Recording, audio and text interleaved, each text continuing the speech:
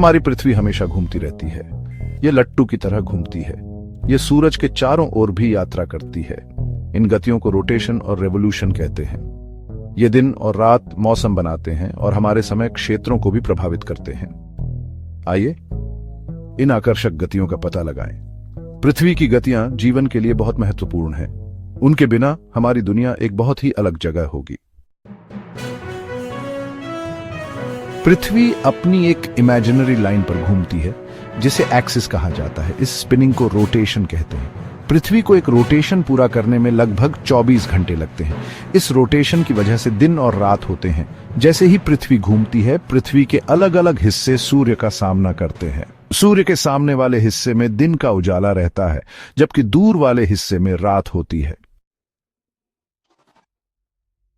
घूमने के साथ साथ पृथ्वी सूर्य के चारों ओर एक पाथ में भी यात्रा करती है, जिसे ऑर्बिट कहा जाता है। इस रेवोल्यूशन को रेवोल्यूशन कहा जाता है। एक कंप्लीट रेवोल्यूशन में लगभग 365.25 दिन लगते हैं, इसलिए हमारा एक साल होता है। पृथ्वी का रेवोल्यूशन एक परफेक्ट सर्कल नहीं है, बल्कि थोड़ा ओवल शेप्ड है। इसका मतलब है कि अपने ऑर्बिट में कुछ खास पॉइंट्स पर पृथ्वी सूर्य के करीब होती है और अन्य पॉइंट्स पर यह दूर होती है। पृथ्वी के ऑर्बिट में वह पॉइंट जब वह सूर्य के सबसे करीब होती है पेरिहेलियन कहलाती है। यह आमतौर पर जनवरी की शुरुआत में होता है। वह पॉइंट जब पृथ्वी सूर्य से सबसे दूर होती है एफेलियन कहलाती है। यह आमतौर पर जुलाई की शुरुआत में होता है। आप सोच सकते हैं कि हम सबसे ज्यादा गर्मी तब महसूस करते हैं जब हम सूर्य के सबसे करीब होते हैं, लेकिन यह बिल्कुल भी सच नहीं है। भाग 5, हमारी दुनिया का नक्शा बनाना, अक्षांश और देशांतर। पृथ्वी पर स्थानों का पता लगाने में हमारी मदद करने के लिए हम अक्षांश और देशांतर नामक इमेजिनरी लाइंस का उपयोग करते हैं। अक्षांश रेखाएं ग्लोब के चारों ओर पूर्व से पश्चिम की ओर जाती हैं। देशांतर रेखाएं उत्तर से दक्षिण की ओर, उत्तरी ध्रुव से दक्षिणी ध्रुव तक जाती हैं। साथ मिलकर अक्षांश और देशांतर एक ग्रिड सिस्टम बनाते हैं जो हमें पृथ्वी पर किसी भी स्थान को पिन पॉइंट करने की अनुमति देता है। भाग 6, संतुलन खोजना, इक्विनॉक्सेस। साल में 2 बार कुछ खास होता है। दुनिया भर में दिन और रात लगभग बराबर लंबाई के होते हैं।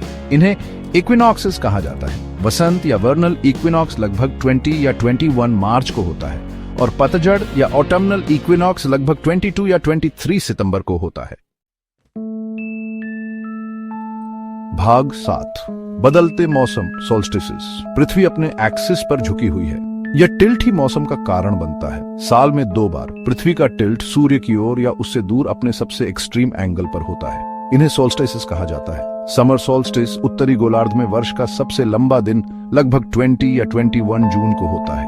विंटर सोल्स्टिस उत्तरी गोलार्ध में वर्ष का सबसे छोटा दिन लगभग 21 या 22 दिसंबर को होता है।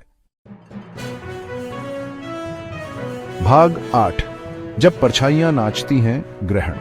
कभी कभी सूर्य, पृथ्वी और चंद्रमा एक सीधी रेखा में आ जाते हैं। जब ऐसा होता है तो हम ग्रहण का अनुभव कर सकते हैं। सूर्य ग्रहण तब होता है जब चंद्रमा सूर्य और पृथ्वी के बीच से गुजरता है। चंद्र ग्रहण तब होता है जब पृथ्वी सूर्य और चंद्रमा के बीच से गुजरती है, जिससे चंद्रमा पर छाया पड़ती है।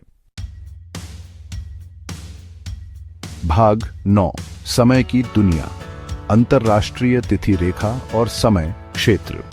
क्योंकि पृथ्वी घूमती है, दुनिया के अलग अलग हिस्सों में अलग अलग समय पर दिन का उजाला होता है। समय का ट्रैक रखने में हमारी मदद करने के लिए हम समय क्षेत्रों का उपयोग करते हैं। अंतरराष्ट्रीय तिथि रेखा एक इमेजिनरी रेखा है जो एक कैलेंडर दिन से अगले कैलेंडर दिन में परिवर्तन को चिह्नित करती है। जब आप अंतरराष्ट्रीय तिथि रेखा को पार करते हैं तो आप या तो एक दिन जोड़ते हैं या एक दिन घटाते हैं। यह इस बात पर निर्भर करता है कि आप किस दिशा में यात्रा कर रहे हैं।